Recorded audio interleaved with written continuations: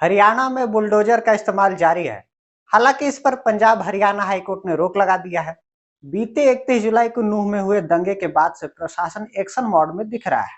पर याद कीजिए वो दिन जब ऐसी खबरें आई थी कि ब्रजमंडल शोभा यात्रा जैसे ही नल्हड़ शिव मंदिर से फिरोजपुर झिरका के लिए निकली, अचानक उस यात्रा पर पत्थरबाजी हुई और कुछ ही पलों में चारों ओर से चीखने चिल्लाने की आवाजें आने लगी।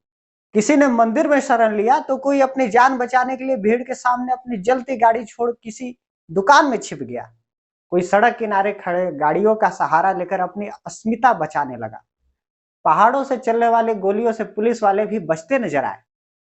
कुछ पल में ऐसा हुआ कि दुनिया के सबसे बड़े डेमोक्रेसी में लोगों ने ऐसा महसूस किया मानो वो इराक या सीरिया में हो। दंगों में साइबर क्राइम थाने को भी नहीं छोड़ा गया। रास्ते में जो भी गाड़ियां दुकानें मिली सभी महज कुछ ही पलों में जलाई जा चुकी थी। कुछ महिलाओं के साथ रेप होने की भी बात कही जा रही है। हालांकि यह जांच का विषय है। लोग एक दूसरे के कुछ यूं खून के प्यासे हो गए कि कपड़ों के रंग देखकर जान की कीमत लगाई जाने लगी।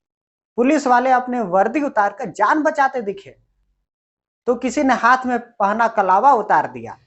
यह सब देखकर और सुनकर एक कवि की पंक्तियां याद आ रही है।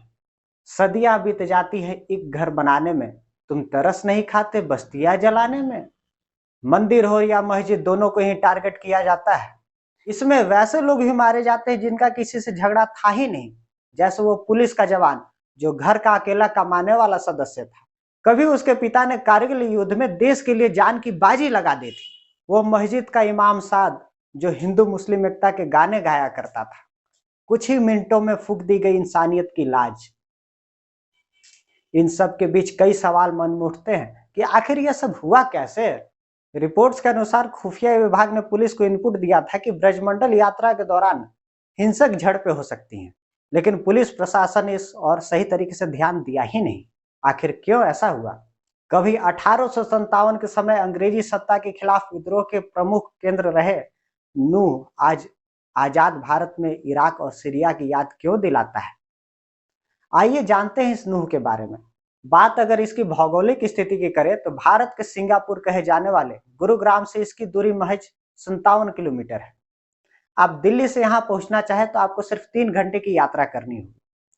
इसे देश के सबसे पिछड़े इलाकों में से एक माना जाता है। झारखंड के जामताड़ा की तरह यहाँ भी साइबर क्राइम के अड्डे आपको मिल जाएंगे। यहाँ की अधिकांश आबादी करीब 80% मुस्लिमों की है।